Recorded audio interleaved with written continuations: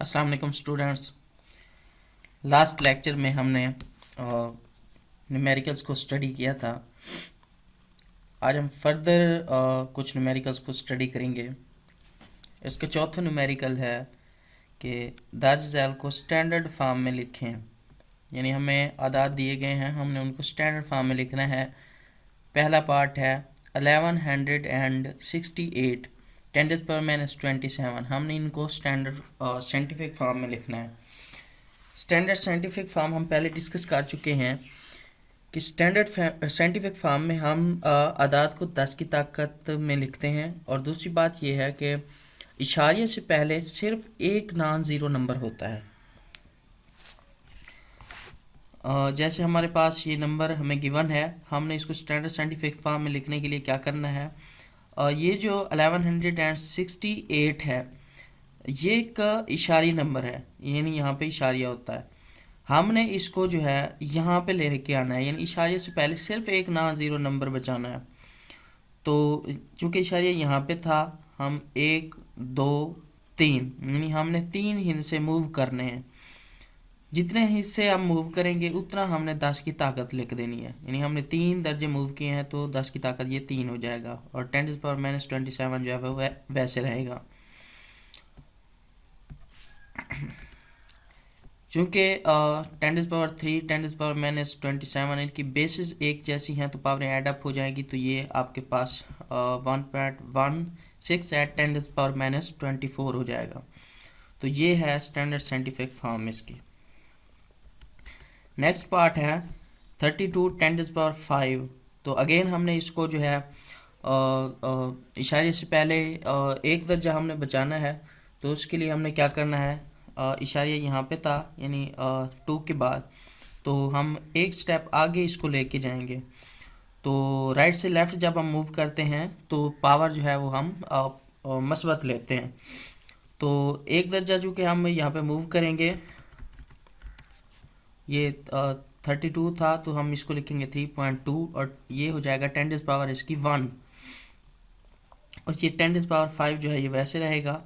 इनकी बेसिस चूँकि सेम है तो इनकी पावर जो है वो ऐड अप हो जाएंगी, तो ये 10⁻6 हो जाएगा।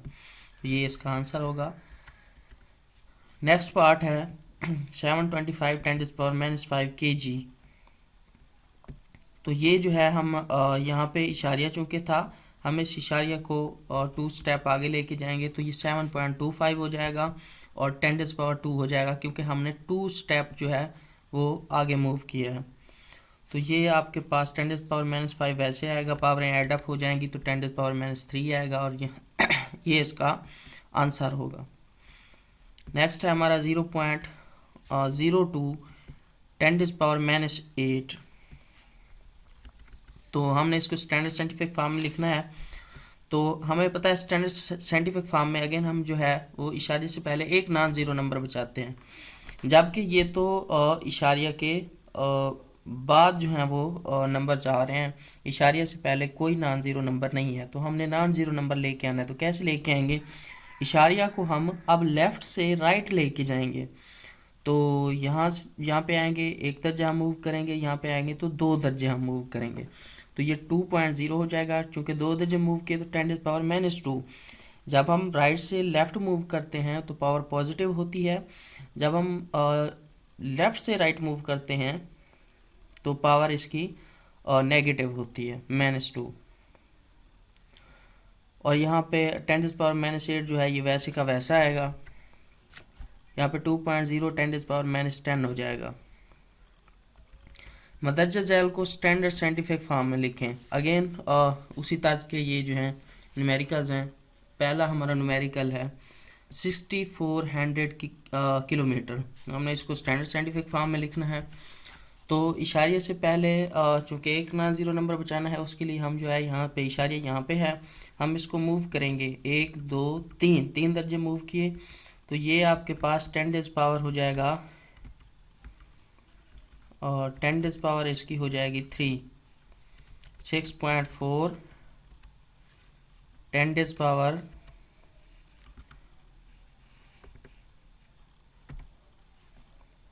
10⁻, इसकी हो जाएगी 3, सॉरी 10⁻³ इसकी 3 हो जाएगी।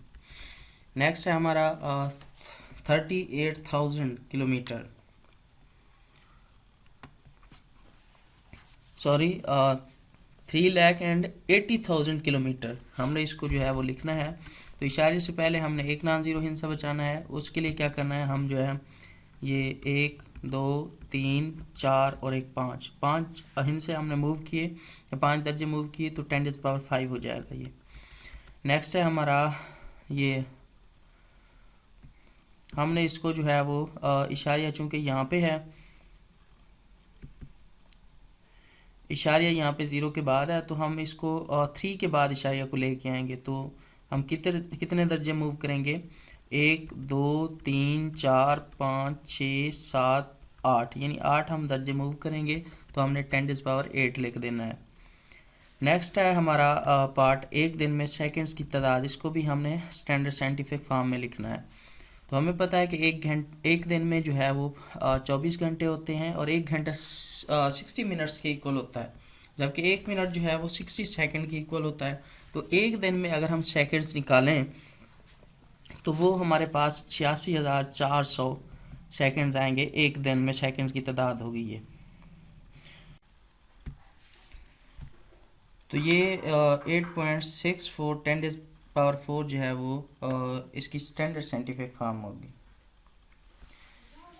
देन नेक्स्ट न्यूमेरिकल है इसका,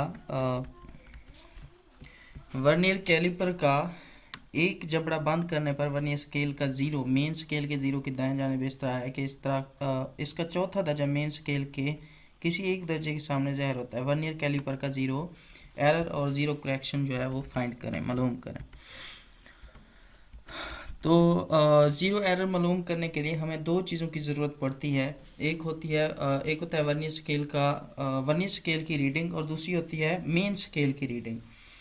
तो इस न्यूमेरिकल्स में हमें इसकी स्टेटमेंट में कहीं पे भी जो है वो मेन स्केल की जो रीडिंग है उसका तज़किरा नहीं किया गया, जबकि जो वर्नियर स्केल की रीडिंग है वो हम फाइंड आउट कर सकते हैं, क्योंकि वर्नियर स्केल के दर्जों की हमें तादाद दी गई है कि वर्नियर स्केल के दर्जों की तादाद जो है वो 4 है, यानी वर्नियर स्केल का जो चौथा दर्जा है वो मेन स्केल के किसी एक दर्जे से कोलाइड कर रहा है, मुंसलिक हो रहा है।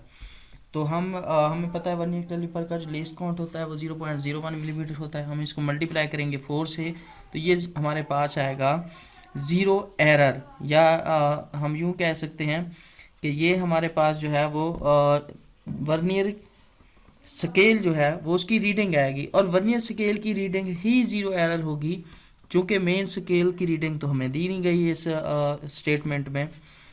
तो हमें पता है कि 0 करेक्शन जो है वो 0 एरर का नेगेटिव होता है, यानी अगर 0 एरर हमारे पास पॉजिटिव होता है तो 0 करेक्शन नेगेटिव होता है। यहाँ पे चूँकि 0 एरर जो है वो 0.04 मिलीमीटर है, तो इसका 0 करेक्शन जो है वो -0.04 मिलीमीटर होगा।